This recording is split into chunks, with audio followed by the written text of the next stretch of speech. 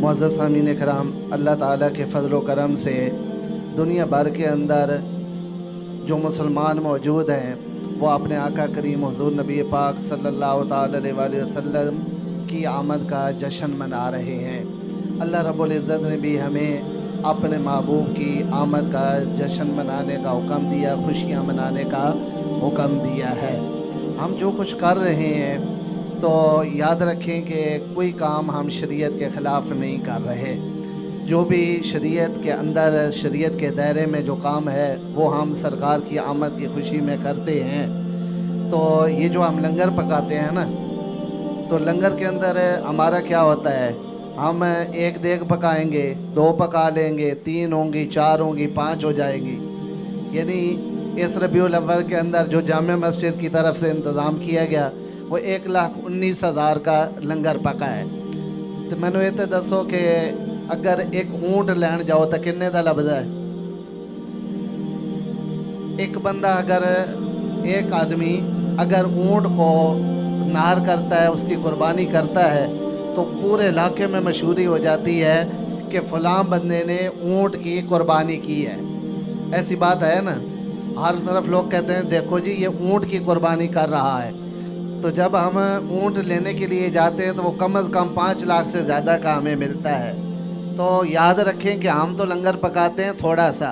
جب میرے آقا کریم علیہ السلام مدینہ پاک تشریف لے گئے تھے مکہ مکرمہ سے ہجرت کر کے، تو جو خوشیاں مدینہ منورہ کے اندر رہنے والے لوگوں نے سرکار کی آمد پر منائی تھی، ان خوشیوں میں جہاں یہ موجود تھا کہ صحابہ اکرام وہاں پہ سرکار کی آمد کا آنے پر آپ کا استقبال کر رہے تھے، گلیوں میں بھی لوگ موجود تھے، اپنے چھتوں پر بھی لوگ موجود تھے، اس میں اور بھی بہت ساری چیزیں تھیں، اور ان میں سے مسند امام احمد کے اندر حدیث پاک موجود ہے، عن جابر رضی اللہ تعالی عنہ ان النبی صلی اللہ علیہ وآلہ وسلم لما قدم المدینہ نحروا جزورا۔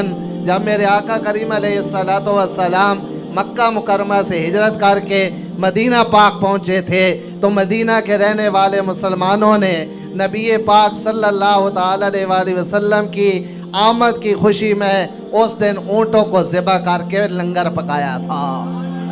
ہمارا کوئی بھی اہل سنت و جماعت کا کوئی بھی ایسا کام نہیں ہے کہ جس کی دلیل ہمارے پاس موجود نہ ہو۔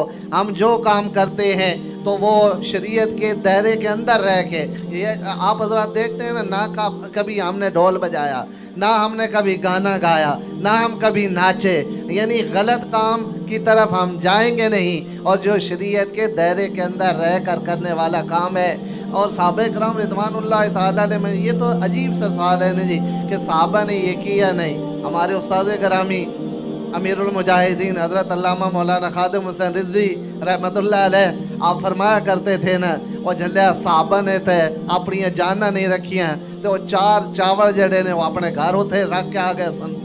وہ 4 بوریاں، یہ 4 دیگا دے چاول انہاں اندر چھپا چھوٹے سی، جنہاں اپنی جاناں دین تو نہیں، جڑے پیچھے ہٹے انہوں نے کی چاول چھپا کے رکھے ہوئے سی۔ صحابہ اکرام نے جو کچھ کیا وہ ہم کر نہیں سکتے، لیکن ہم کوشش کرتے ہیں کہ جتنی ہماری طاقت ہے ہم اپنے آقا کریم کی آمد کا جشن مناتے ہیں۔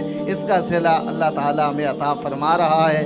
یہاں دنیا میں بھی ہمارا فائدہ ہے، انشاءاللہ قبر کے اندر بھی فائدہ ہوگا اور حشر کو بھی فائدہ ہوگا۔ لیکن آپ جو سوال کرتے ہیں تو حشر کو ہوگا یہ معلوم کہ جیتا کون اور ہارا کون۔ جو مرضی ہے کر لو، یہاں دنیا میں تمہارے پاس طاقتیں، پیسہ تمہارے پاس ایجنسیوں کا زیادہ ہے تو پھر وہ اعتراض طرح طرح کے کرتے ہو، لیکن کر لو یہاں جو کچھ کرنا ہے۔ لیکن پھر حشر کو جب آقا کریم علیہ السلام کے سامنے جائیں گے نا، اس وقت وہ اپنے ذہن کے اندر رکھو۔ اللہ تعالی ہمیں اپنے آقا کریم علیہ السلام کی آمد کا جشن گج وج کے منان دی توفیق۔ نوری نوری سن کا چہرہ میرے محمد ایسے، میرے محمد ایسے